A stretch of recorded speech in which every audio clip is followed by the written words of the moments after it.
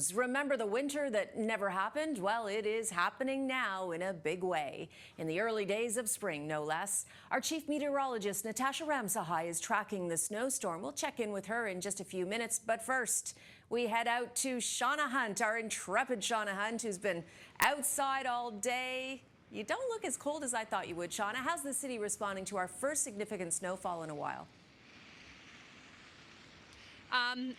It's pretty cold out here, Cynthia. But I can tell you that the city, has 1,400 pieces of equipment on standby, ready to go. And the city says, it is prepared for many hours and possibly days of snow clearing and cleanup. So I do want to give you a better sense of what it looks like out here, at least where we are. We are in Mimico, just off the lakeshore. It's been snowing pretty steadily for a few hours now. The snow is sticking to the ground. Slush is building up on the streets. And really, we're just heading in to the bulk of the storm.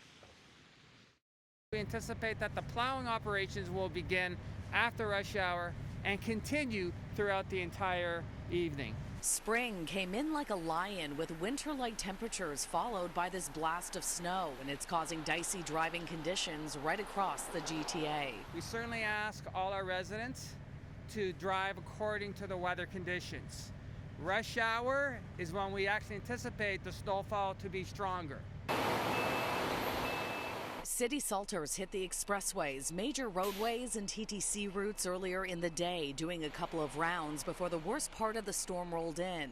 The head of Toronto's transportation services says plowing will begin after rush hour and that gusting winds could be challenging. A few rounds of salting, possibly a few rounds of plowing, depending on where we are in the city, and then a cleanup.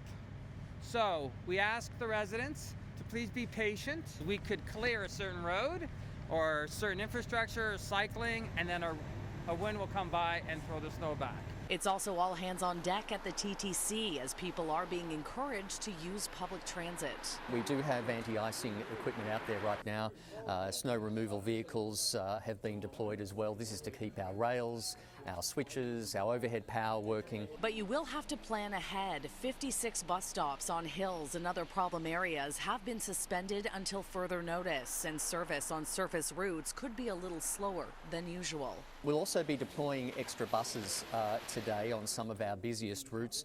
That's so we can keep service levels up in the event that snow build-up causes some slowdowns in traffic and also maybe some detours and diversions that need to be put in place. For many, it was an early start to the weekend with employers sending people home ahead of the heavy snowfall, and while some are cursing the weather, I think in Canada you expect all four weather in one day. That's normal.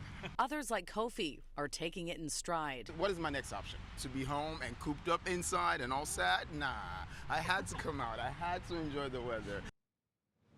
Except the difference, Sean, is you've been out there all day long. You definitely win the award. No one else wanted to do this story, so we thank you for doing it for us. Yeah, you know what, Cynthia, it does feel like a bit of a cruel joke after the warm winter we just came from. I packed up my boots and snow pants and had to dig them out of my closet this morning. So I actually think I jinxed this. I think I can be blamed for the snow that we're seeing today. I really thought that we were just going to launch into this beautiful spring. That didn't happen. Here we are. And I'm just hoping that I, won't be out here covering any more snowstorms this spring. And if it snows again, maybe we can trade places. I might just do that because you deserve it, Shauna. Thanks very much for braving this weather.